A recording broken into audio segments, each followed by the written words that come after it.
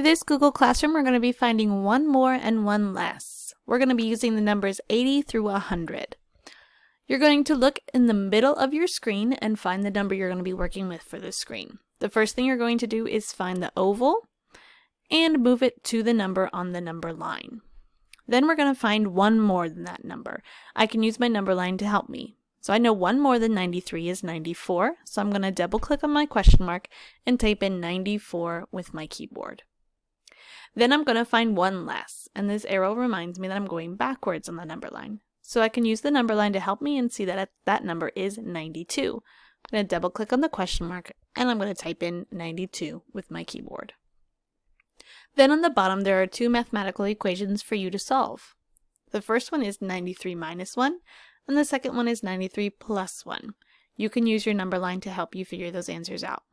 93 minus 1 I know is 92, so I'm going to double click the question mark, type in 92 with my keyboard, and then go to the other one. I know 93 plus 1 is 94, so I'm going to double click my question mark and type in 94 with my keyboard.